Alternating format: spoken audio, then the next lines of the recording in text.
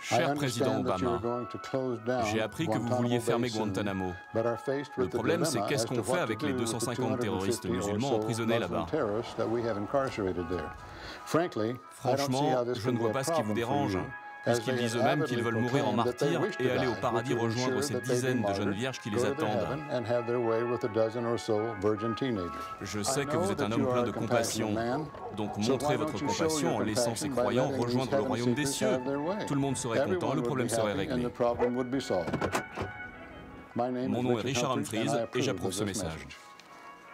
Richard Humphries, ancien pilote de l'US Air Force, fan de musique baroque. Sa retraite, il l'a passée à construire cette tour. De là-haut, il a vu sur le Mexique et surveille les clandestins qui tentent de passer.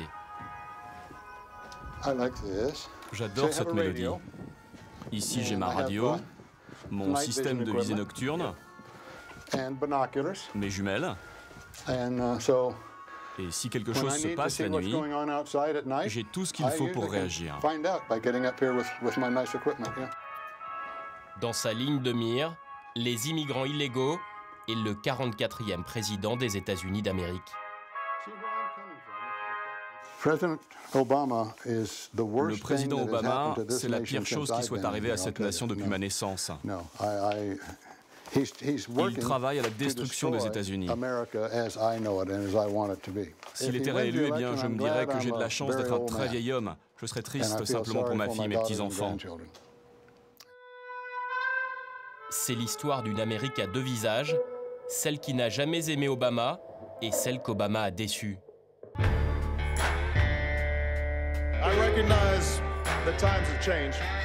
Arizona, Floride, Texas, Kentucky, Maryland, Washington DC. Road movie dans un pays revenu du Yes We Can. I never said this journey would be easy. Yes, our path is harder, but it leads to a better place. Immigration, santé, emploi, terrorisme. Bilan d'un président qui a perdu son statut d'icône. If you share that hope with me, I ask you tonight for your vote.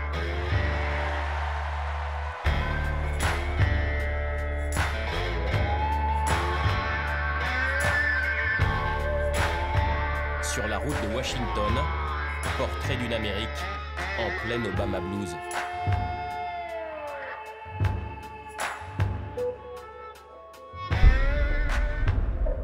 Notre voyage commence en Arizona, un État frontalier du Mexique où la question de l'immigration est centrale. Il y a 4 ans, le candidat Obama promettait une grande réforme sur ce sujet. Aujourd'hui, ses partisans se sentent trahis. Hola. Il y a quelqu'un ici qui aurait besoin d'aide? Nous sommes vos amis. Nous avons de l'eau.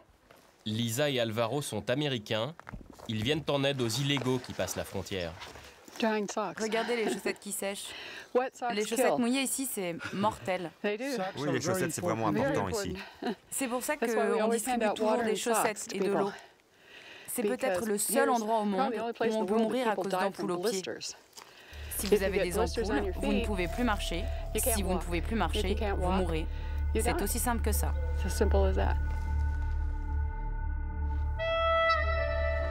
Lisa et Alvaro ont fait les comptes. L'année dernière, rien qu'en Arizona, 153 cadavres de clandestins ont été retrouvés.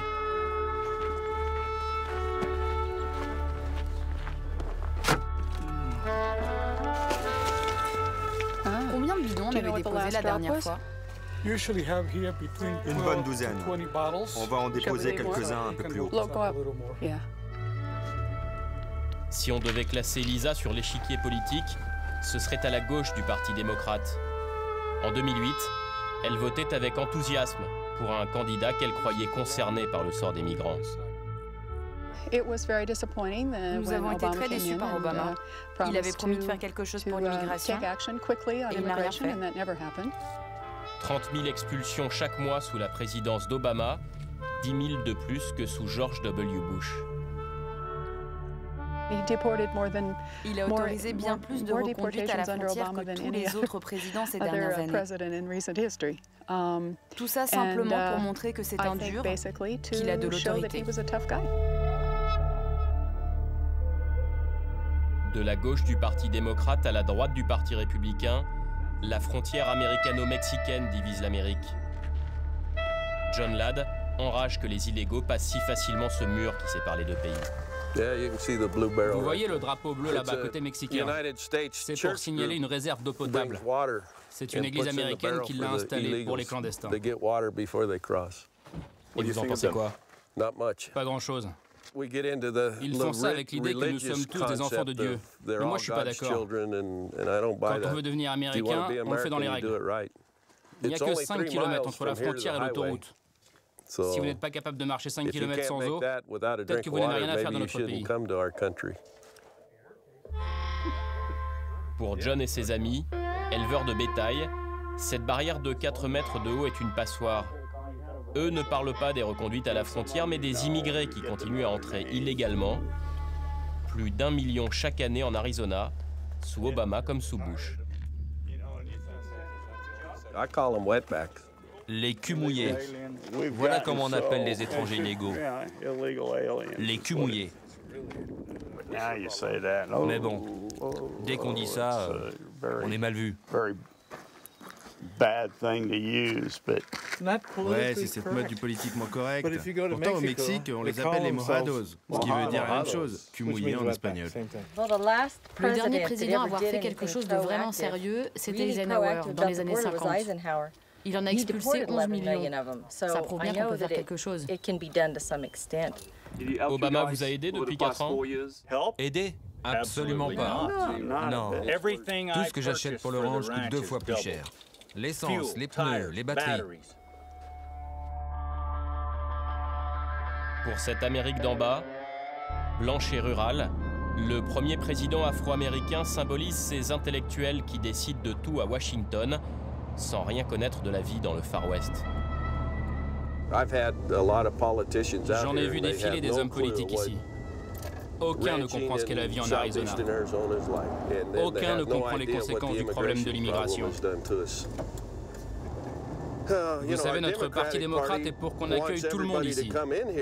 Et comme ça, tous ces nouveaux arrivants votent démocrate et obtiennent tout ce qu'ils veulent. Quant au parti républicain, pour lui, l'immigration, ça veut dire de la main-d'œuvre pas chère.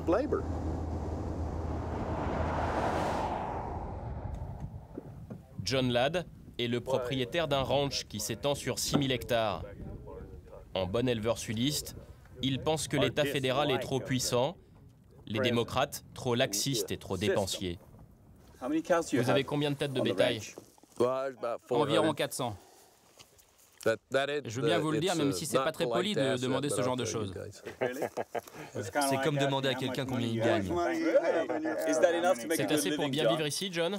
Pas depuis qu'Obama est au pouvoir. On vit une époque dangereuse. Le gouvernement est plus notre ennemi que notre ami. Je pense qu'il est encore temps de changer tout ça. Mais en tout cas, je suis sûr qu'on va vivre des temps difficiles.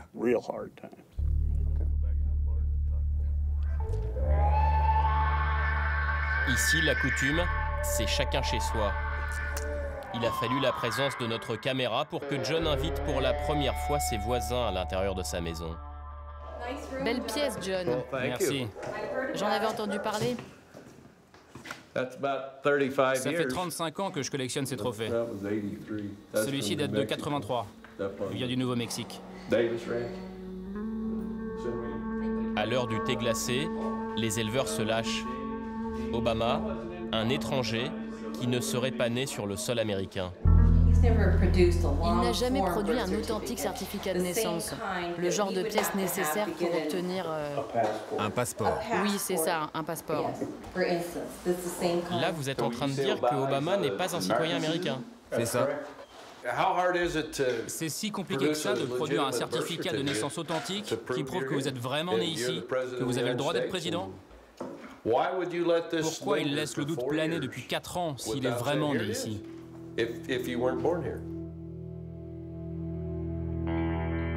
Aux États-Unis, les théories conspirationnistes font toujours recette. En 2011, près d'un électeur républicain sur 2 avait encore des doutes sur le lieu de naissance de Barack Obama. Son certificat de naissance est pourtant consultable sur le site internet de la Maison-Blanche.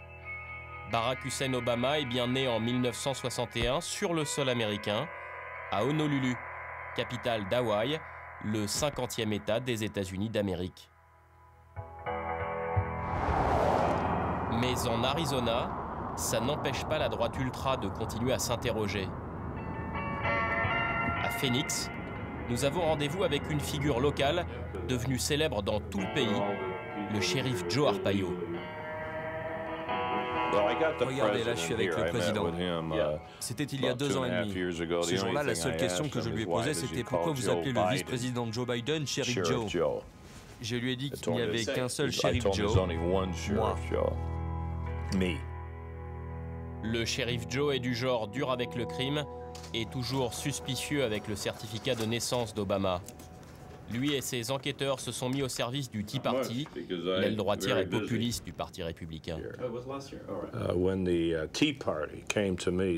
Début 2012, 250 membres du Tea Party de mon comté sont venus me voir. Ils m'ont demandé de regarder cette histoire de certificat, puisqu'aucune agence de police fédérale n'acceptait de s'y intéresser. Donc j'ai mis mes gars sur le coup. Le shérif Joe a envoyé ses hommes vérifier sur place à Hawaï. Il met toujours en doute l'authenticité du document produit par la Maison-Blanche. Mon équipe d'enquêteurs est convaincue que ces documents sont falsifiés. Donc s'ils sont falsifiés, on peut se poser la question. Où est-il vraiment né? Pourquoi le président ne nous montre-t-il pas le microfilm de l'original de son certificat? Depuis le début, je dis, montrez-nous le microfilm et on arrête tout. On rentre à la maison. Mais on refuse de nous montrer l'original. Je vais vous donner mon numéro de portable. Jeff, tu peux les amener à Tent City? J'ai vraiment pas le temps. Tu dis à nos gars de les laisser entrer. Vous pourrez sûrement discuter avec des Mexicains là-bas.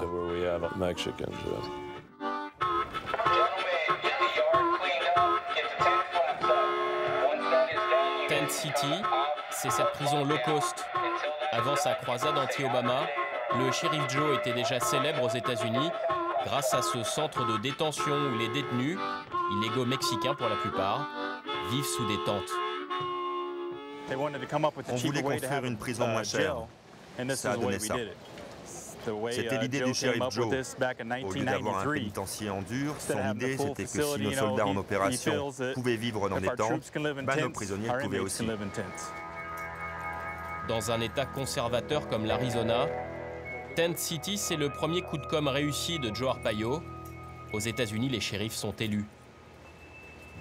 Ce n'est pas inhumain. Ils ont de la nourriture, de l'eau, un couchage. Ils peuvent prendre des douches quand ils veulent. Vous diriez que c'est une bonne prison? Ouais, c'est une bonne prison. Le détail dont le shérif Joe est très fier, c'est la couleur des serviettes et des sous-vêtements des détenus. Un rose flashy censé réduire les vols à l'intérieur de la prison. D'autres y voient une forme d'humiliation des prisonniers. Comme Obama, le shérif Joe est en campagne pour sa réélection. Moi,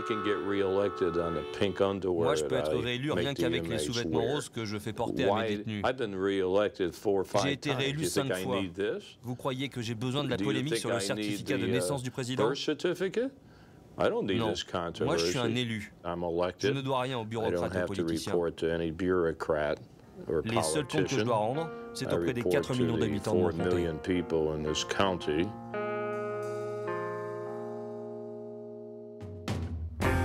Depuis 6 mois en Arizona, les militants anti-Obama ont une nouvelle raison de le détester. Le président propose de donner des titres de séjour à des dizaines de milliers d'enfants d'immigrés illégaux nés sur le territoire américain. My fellow citizens, a young immigrant who grew up here and went to school here and pledged allegiance to our flag will no longer be deported from the only country she's ever called home. Mesure électoraliste pour ses adversaires qui lui reprochent de draguer l'électorat hispanique, déçu par son premier mandat. Sur les radios locales conservatrices, des heures d'antenne sont consacrées chaque jour à cette proposition de loi. Derrière le micro, de 6h à 10h tous les matins, un animateur républicain, John Justice. Les agents de l'immigration affirment qu'ils vont arrêter d'expulser les illégaux. Vous écoutez le John Justice Show. Ross est en ligne. Bonjour Ross. Salut John. Avec leurs papiers en règle, ils auront le droit d'acheter des armes à feu légalement? Je sais pas. Bonne question. Si leurs enfants sont nés sur le territoire, ils deviendront américains? Avec Fox News, ces stations locales sont de puissantes caisses de résonance pour le Parti républicain. Chaque jour, ces médias diffusent en boucle des études et des sondages favorables à Mitt Romney. Selon un sondage de Fox News, le ticket Romney-Ryan est à 45%. Obama-Biden sont à 44%. La tendance est donc plutôt bonne pour une victoire de Romney. Mais ça ne veut pas dire qu'il faut arrêter de coller des stickers Romney sur votre voiture. Ça ne veut pas dire que vous arrêtez de donner de l'argent pour sa campagne. On va devoir se battre jusqu'au bout. 77 degrees outside, it's 104.1 The Truth, Tucson's News Talk FM. John Justice, militant autoproclamé de la droite du Parti républicain. 4 more years of President 4 ans Obama, de plus d'Obama, ce serait désastreux pour notre pays. To this nation. It might take us to a place On aurait du where mal à s'en I remettre. don't know if we could recover anytime soon. Pour battre Obama, ses adversaires peuvent compter sur de riches donateurs. Direction Dallas, au Texas. L'État où l'or noir et l'argent coulent à flot. L'État des Bush père et fils, la place forte pour la collecte de fonds côté républicain. Dallas, c'est le paradis pour tous les jeunes qui sortent de l'université.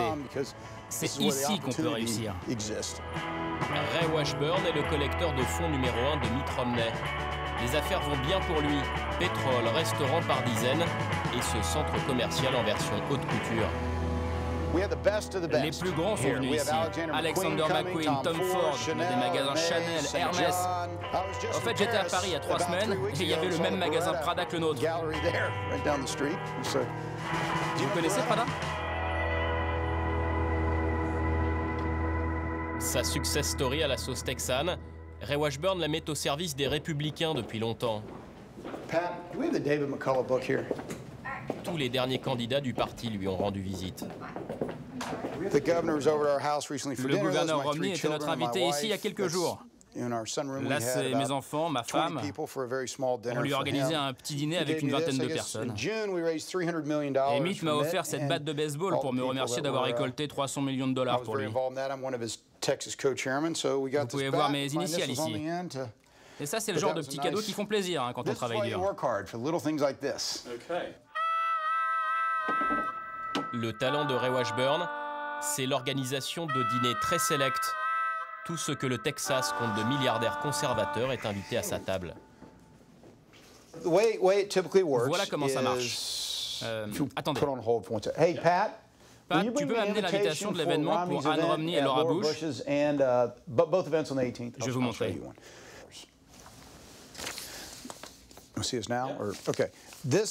Voilà, ça c'est pour un déjeuner organisé par ma femme avec l'ancienne et la future première dame. Pour participer au déjeuner, il faut payer $25 000. Absolument.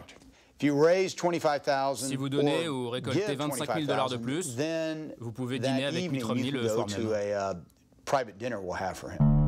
Pour Ray Washburn, seul Mitt Romney serait capable de redresser l'économie américaine pour une raison simple. Lui a su faire fortune avant de faire de la politique, pas Obama. Ce type n'a jamais géré un business. C'est un ancien animateur de quartier. Il n'a jamais eu d'employé. Vous ne pouvez pas comprendre l'économie si vous n'avez jamais géré un business. Pour que ça marche, il faut arrêter de tout réguler comme il essaie de le faire. En 2012, l'angle d'attaque des républicains, c'est le bilan économique d'Obama. Mitt Romney, leur candidat, appuie là où ça fait mal. Ma priorité, c'est que les Américains retrouvent un travail. Les gens souffrent dans ce pays. Regardons les faits. Regardons ces 4 dernières années. 23 millions de personnes ont perdu leur emploi ou ont arrêté d'en chercher un. Quand vous êtes entré à la Maison-Blanche, on est passé de 32 à 47 millions de personnes bénéficiant de bons alimentaires. Une croissance en baisse chaque année. Donc, continuer comme ça, ça ne va rien arranger pour nos compatriotes.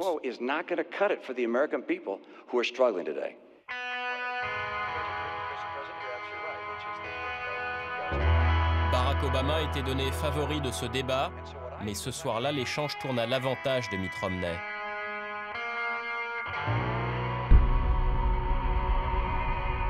Nous reprenons la route pour Tampa Bay, en Floride.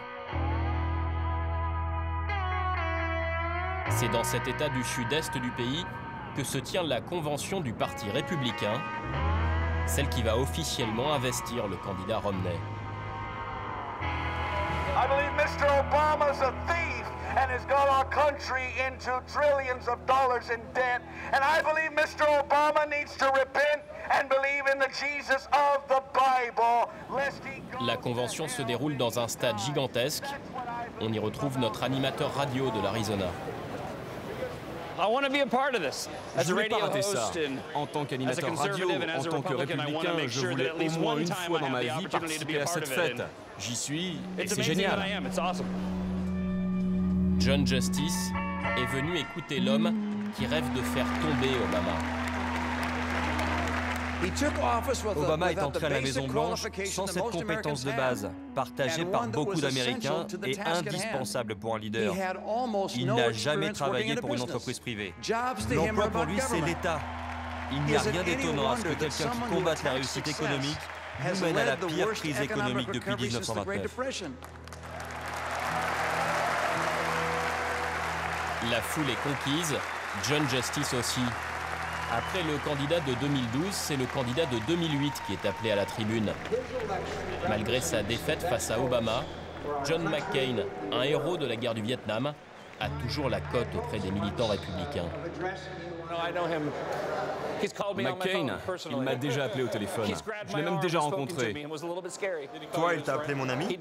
Oui, il m'a appelé mon ami. En 2008, je pensais vraiment qu'il allait gagner. Et mon ami Andrew me disait toujours, quand il voyait Obama à la télé, « Voici notre prochain président ». Il avait raison. Et j'ai pleuré.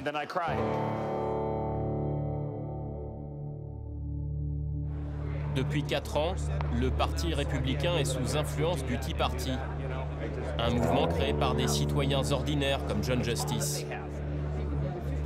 Un mouvement qui pèse sur la ligne politique républicaine, pas assez à droite à leur goût. En 2008, le Tea Party a réussi à imposer Sarah Palin aux côtés de John McCain. Et en 2012, Paul Ryan complète le ticket avec Romney. 2 potentiels vice-présidents jeunes et ultra-conservateurs.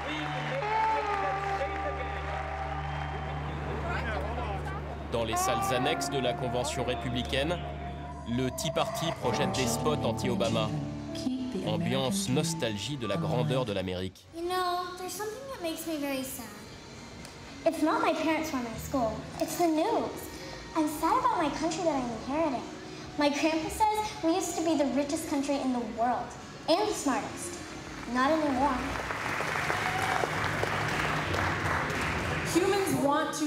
Les hommes veulent être libres, et nous serons libres.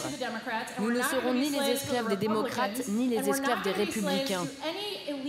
Personne ne doit nous dire comment vivre, comment élever nos enfants, quelle voiture conduire, quoi manger, comment s'habiller. Rien de tout ça n'arrivera parce que nous allons reprendre en main notre pays. L'idéologie du Tea Party, ultra-conservatisme sur les questions de société, ultra-libéralisme sur l'économie.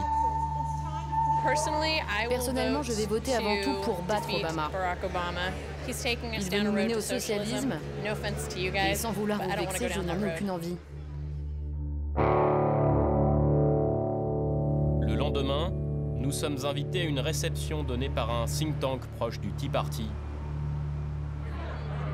Le credo de ces militants, l'individu roi doit primer sur l'État, toujours trop interventionniste à leur goût.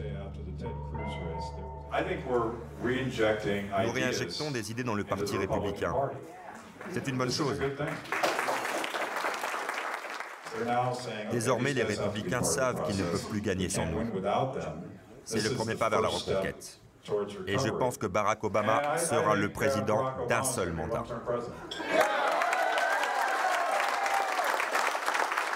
Exemple concret de la lutte idéologique entre républicains et démocrates sur le rôle de l'État, la réforme du système de santé.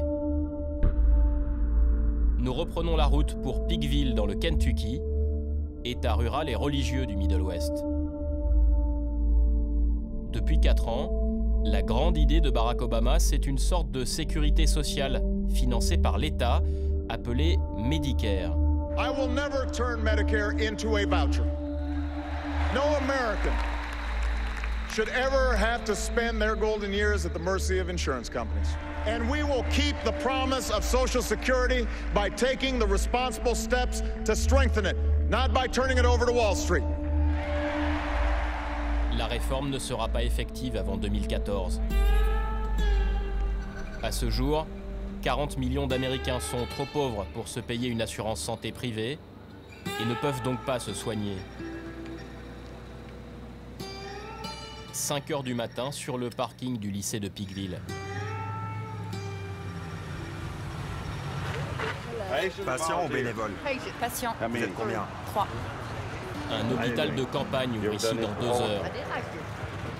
Si ces habitants du Kentucky ont une chance d'être exceptionnellement soignés gratuitement ce matin-là, c'est grâce à une œuvre de charité montée par cet homme, Stan Brock.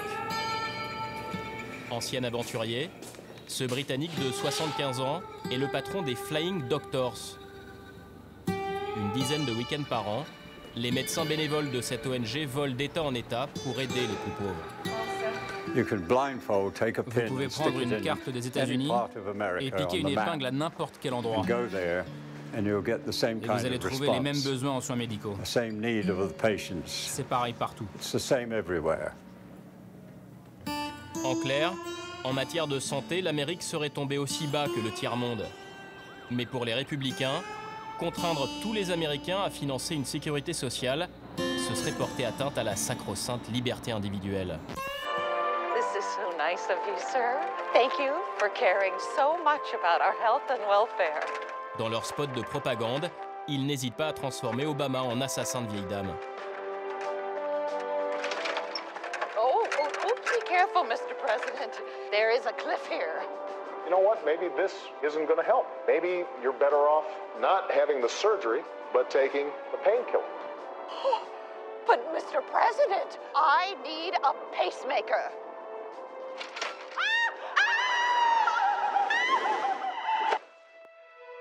Don't worry, Grandma. We've got you. Congressional Budget Office originally estimated that Obamacare would cost taxpayers $938 billion. And then, just 10 months later, revised those costs upwards to $1.45 trillion. As a doctor and as an American, that is simply unacceptable. Des spots visant à discréditer toute idée de sécu, les républicains en ont financé des dizaines depuis 4 ans. Une campagne de propagande qui a fini par influencer l'opinion américaine. Même les plus pauvres sont devenus réfractaires au projet d'Obama. Si vous demandez à ces gens s'ils sont pour ou contre une assurance santé publique, ils vous diront sûrement non, parce qu'ils ont entendu à la télé que ce n'était pas une bonne chose. Il y a des lobbies très puissants qui sont à l'œuvre, les assurances privées, l'industrie pharmaceutique. Ça influence le public. C'est aussi une question d'éducation. Le constat désabusé de Stan Brock se confirme sur le parking. Même pour ces exclus du système de santé, la sécurité sociale publique, c'est le diable. Si vous voulez une assurance privée, vous n'avez qu'à vous la payer. Personne n'a à me dire ce que je dois faire. Ça, c'est du communisme. Ouais, du communisme. On me dit pas ce que j'ai à faire. Ben moi, j'espère bien qu'on va garder le même président. Parce qu'avec les républicains, ce sera encore plus le bordel. Chut. On a déjà perdu assez d'emplois avec les démocrates. That's the only thing we got going around here. My wife Ma femme n'arrive pas à se faire assurer parce qu'elle ne remplit pas les critères. Elle a un problème de thyroïde. Et comme les médecins sont au courant, les assureurs privés ne veulent pas la couvrir.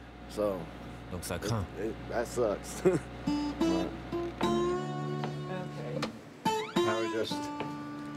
On ouvre dans 10 minutes. Le jour se lève sur Peakville. Des centaines de patients se réveillent après avoir dormi dans leur voiture. Ils n'ont pas vu un dentiste ou un ophtalmo depuis des années. 2 minutes. 2 minutes. Hear me. Okay, number 66 through 93 will be on this bus. Durant le mandat d'Obama, le nombre de personnes vivant sous le seuil de pauvreté a atteint un record historique aux États-Unis. 7 millions de pauvres de plus que sous George W. Bush. Michelle et sa fille font partie du lot.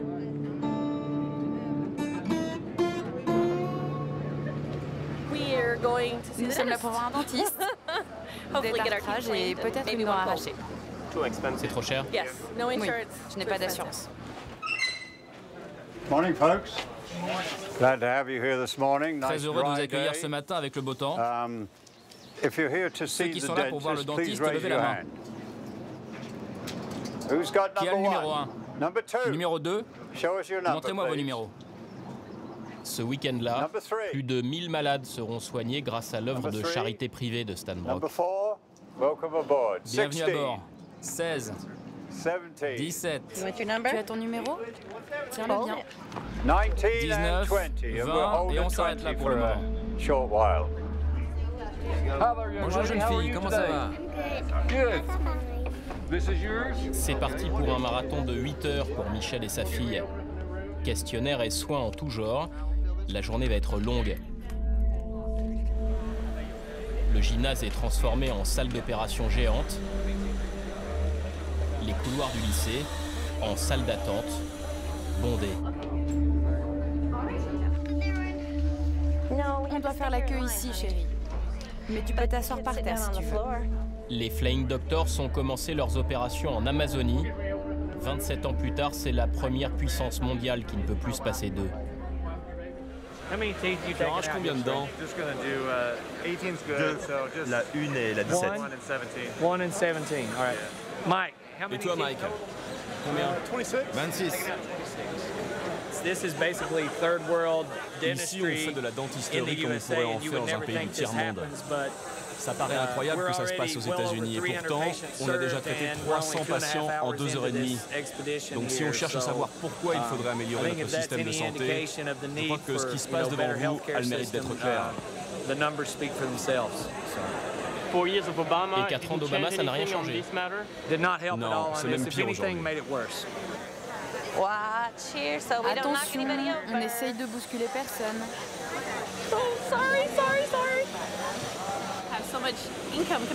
On a tellement de factures à régler qu'on doit faire des choix.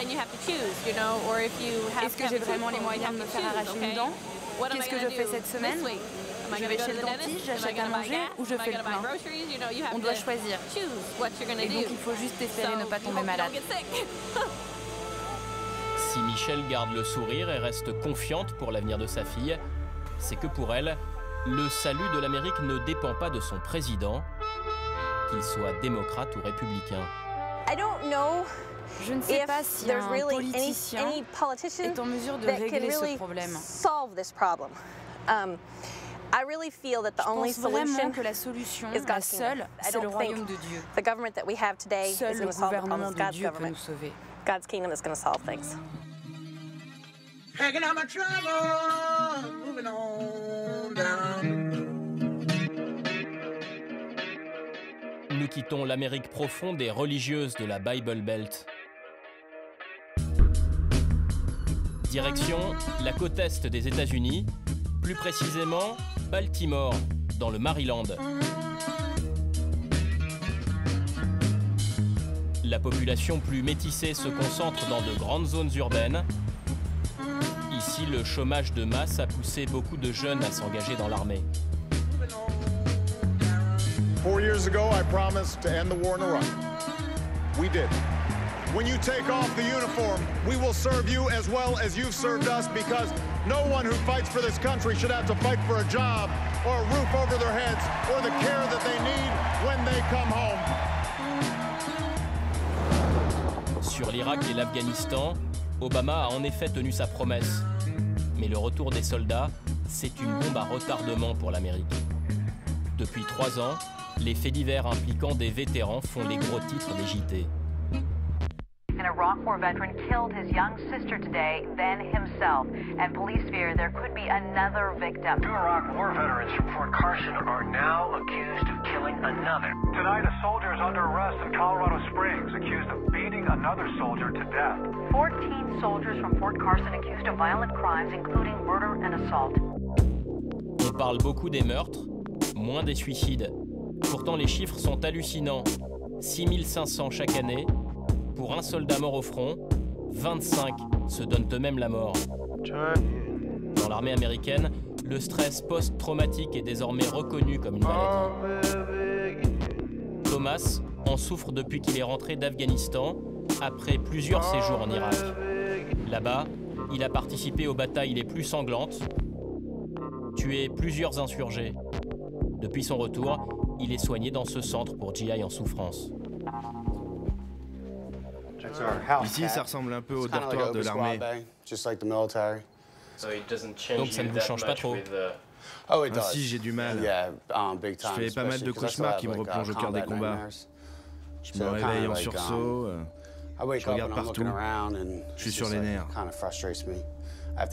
que ça sorte. Et c'est pas simple, dans un endroit confiné avec autant de gens autour de moi. Thomas a vu plusieurs de ses amis mourir juste à côté de lui. De retour dans le Maryland après son rapatriement, il a commencé à boire et a été impliqué dans des bagarres. Ça, c'est mon casier. Son état psychologique l'empêche de retrouver une vie normale. Anxiété, énervement, ça va pas quand il y a trop de monde. Certaines odeurs, certaines images, certaines situations me mettent mal à l'aise. Faut que je m'éloigne. Avant, j'étais un mec tranquille. Maintenant, je pète les plombs en quelques secondes. Obama ou Romney, Thomas s'en moque. Il ne votera pas pour cette présidentielle. J'ai jamais eu confiance dans les politiques. Les civils en général, j'ai du mal. Ils se détournent de nous. Ils pensent qu'on est dingue. Oui, bien sûr, on est dingue. Moi, les guerres, on a totalement changé. Je suis plus le même homme. Le truc qui m'énerve, c'est quand on me demande combien de personnes j'ai tuées là-bas. J'ai juste envie de leur dire, tu pourrais être le prochain. C'est vraiment dur de me demander ça. Comment réinsérer ce 1,5 million de jeunes militaires cassés par la guerre? Dans ce centre de réinsertion de Baltimore, c'est la mission quasi impossible de cet homme, Woody Curry, lui-même vétéran du Vietnam. Quand vous rentrez, vous êtes très en colère. C'est normal. Être en colère, c'est comme ça qu'on survit au combat. C'est pas en chantant et en dansant. Tout ça, c'est voulu par l'armée. On ne fait pas la guerre avec des gentils soldats. À l'armée, on veut des fous furieux. On vous donne même des médailles pour ça. Mais quand vous revenez, c'est compliqué d'être un fou furieux. C'est dangereux. On finit en prison, à l'asile ou dans un centre comme celui-ci. Face à la détresse des vétérans, Woody applique une thérapie de choc. Son message, c'est vous qui vous êtes engagé, c'est à vous de vous en sortir. Je sais bien que vos femmes me détestent.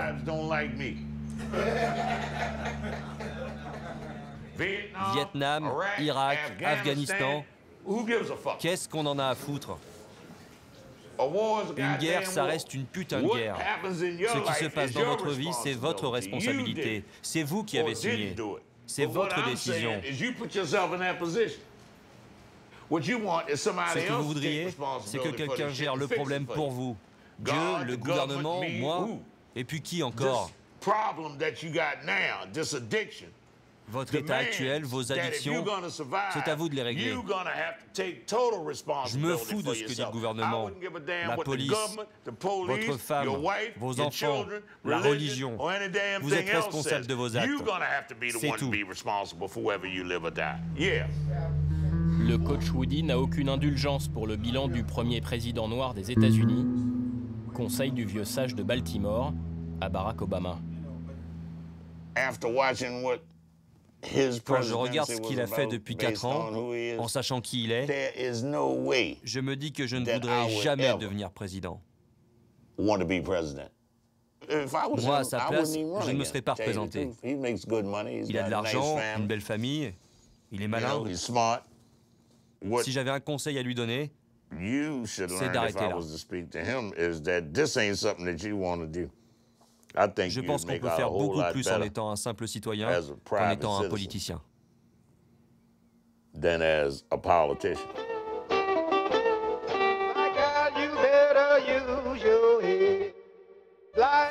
À Baltimore, certains soldats n'ont pas eu besoin de coach Woody pour se prendre en main. Opération défrichage d'un terrain vague jusque-là très apprécié des dealers du coin. 2 débroussailleuses, il nous faut 2 débroussailleuses là-bas. Il y a un an, Earl Johnson combattait en Afghanistan au sein d'une unité d'élite. Aujourd'hui, sa guerre, c'est le nettoyage du quartier le plus pauvre de la ville. Tout va bien? Faut tout tuer, toutes les mauvaises herbes. J'ai fait le boulot en Irak, en Afghanistan, mais ici c'est chez moi. Alors c'est forcément plus important de filer un coup de main ici que de le faire à l'étranger.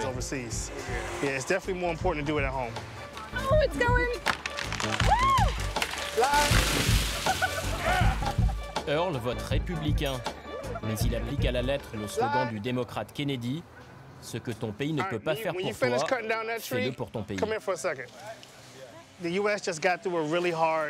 Les États-Unis traversent une grande récession. Il n'y a pas d'argent pour ce qui est superflu. L'argent, c'est pour les trucs essentiels. Donc, en tant que citoyen américain, on doit se débrouiller pour remplir les failles du système. C'est notre responsabilité.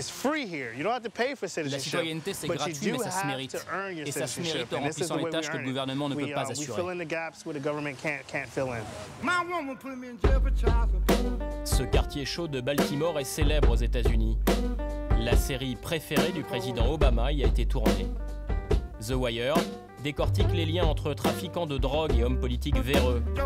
La réalité n'est pas très loin de la fiction. Earl Johnson s'est donné pour mission d'éloigner les dealers de son pâté de maison sans attendre l'aide de l'État. Hey, t'arrêtes de filmer. Il n'y a que des gangsters ici. Que des gangsters. Il y a au moins 2 fusillades ici. Il fait du super boulot pour le quartier. Là-bas, il y a le plus gros dealer du quartier. Il y a encore du travail pour Earl Johnson et ses amis, ex-militaires comme lui. Leur guerre de territoire se concentre au cœur du quartier, à quelques mètres de l'école. Sur ces bancs, lieu de vente favori des trafiquants pendant longtemps. On a commencé par mettre de grosses pierres sur les bancs. Ils les ont enlevées. Ensuite, on s'est assis dessus. Ça les a énervés. Alors on a mis une jolie pancarte qui disait « Ne dealez pas de drogue dans votre propre quartier. On vous surveille. Allez ailleurs. »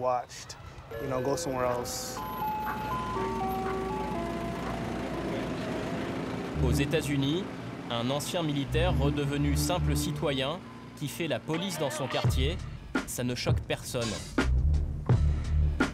Earl Johnson poursuit donc ses patrouilles pour qu'un jour Baltimore ne ressemble plus à un générique de série télé.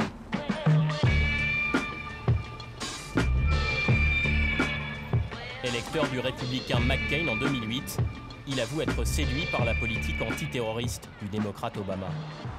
Barack Obama, au final, c'est un meilleur président que je ne pensais. Mais vous avez voté McCain. Ouais. Mais Obama se débrouille bien en matière de politique étrangère. Probablement aussi bien que ce qu'aurait fait McCain.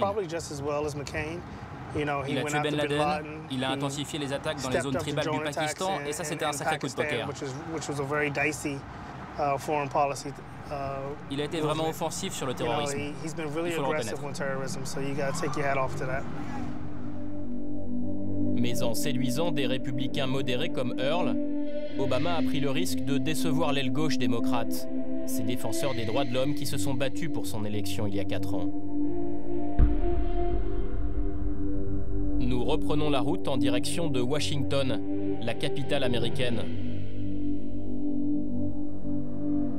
Avant d'entrer à la Maison-Blanche il y a 4 ans, Barack Obama promettait une rupture avec les années Bush en matière de politique étrangère.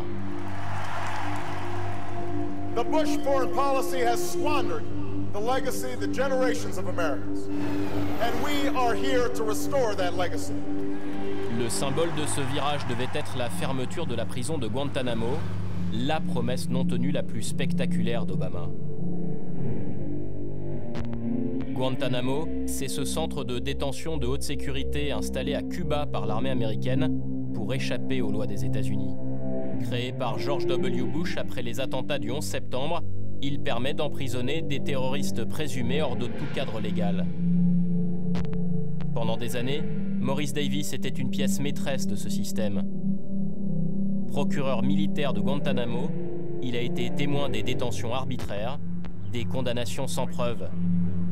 Aujourd'hui à la retraite, il dénonce cette prison hors la loi.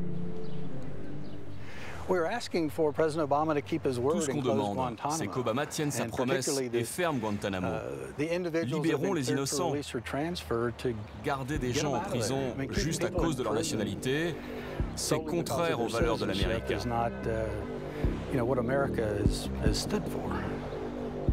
Barack Obama n'a pas fermé Guantanamo. Il a même renforcé le Patriot Act, une loi que son prédécesseur avait fait voter pour autoriser des détentions sans jugement. En janvier dernier, Maurice Davis participait à une manifestation devant la Maison-Blanche. La scène a été dressée là-bas, à droite du monument. Vous étiez combien? On était un bon millier, et c'était pas mal pour un jour froid et pluvieux de janvier. Il y avait pour chaque détenu de Guantanamo une personne en combinaison orange. Pour Maurice Davis, Barack Obama a perdu une occasion historique de changer l'image des États-Unis dans le monde entier.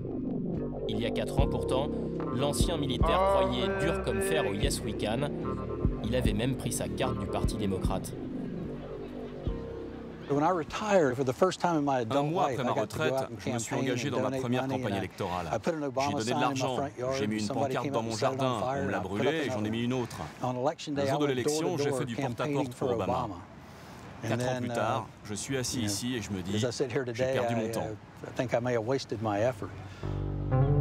L'ancien procureur militaire de Guantanamo enseigne aujourd'hui le droit dans une fac de la banlieue de Washington.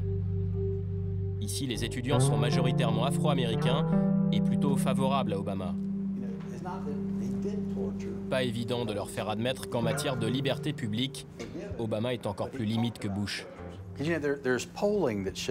Sous Bush, en 2008, des sondages disaient qu'une grande majorité d'Américains étaient opposés à la torture. 4 ans plus tard, sous Obama, les sondages disent que la majorité est favorable à la torture. Comment vous expliquez ça? Je crois que les gens présupposent que les républicains ne respectent pas certaines minorités ethniques. À l'inverse, ils pensent que les démocrates agissent bien, respectent les minorités. Donc s'ils torturent, s'ils emprisonnent, c'est que les personnes visées ont fait un truc vraiment mal.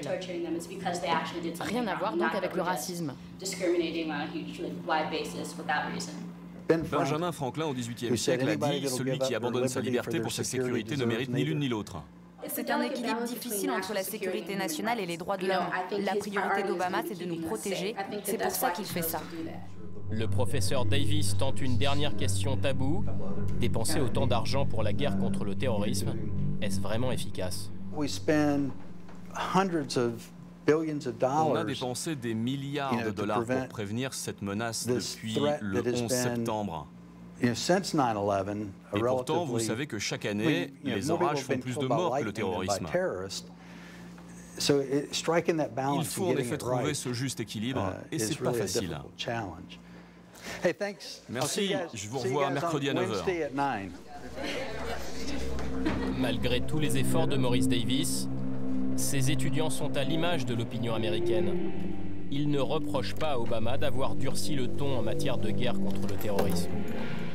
Mais pour l'ancien militaire, le président a porté atteinte à la démocratie en s'affranchissant de l'état de droit. En gros, il y a les lois pour le reste du monde et les règles que nous, les Américains, on veut bien s'appliquer à nous-mêmes. Le programme des drones, par exemple. Bush a utilisé les drones, mais Obama a énormément intensifié le programme. Prenons le cas d'Anwar al-Awlaki. Ce citoyen américain n'a jamais été inculpé, jamais jugé, et pourtant il a été éliminé par les services américains au Yémen. Si le président Bush avait fait ça, il y aurait eu une levée de boucliers. Mais là, c'est le président Obama le responsable, et l'opinion n'a pas bougé. Toutes ces opérations ont été menées par la CIA, une agence civile, pas militaire. Sur quelle base légale intervient-elle? Quelle loi permet à une agence civile de violer la souveraineté d'un pays étranger pour y tuer des gens? Tuer quelqu'un avec préméditation, ça s'appelle un meurtre. Le bilan d'Obama est pire que celui de Bush. Vous savez, il y a des panneaux aux États-Unis avec la tête de Bush qui disent « Je vous manque déjà ?» C'est censé être une blague, mais en matière de liberté publique, ça peut sembler paradoxal, mais j'ai envie de dire oui. En 2008, Barack Obama était surnommé Mr. Cool. Depuis, histoire de faire oublier son mauvais bilan économique, il s'est construit une nouvelle image, celle d'un démocrate dur avec les terroristes, pas naïf sur la scène internationale. En 4 ans, les États-Unis ont changé. Barack Obama aussi.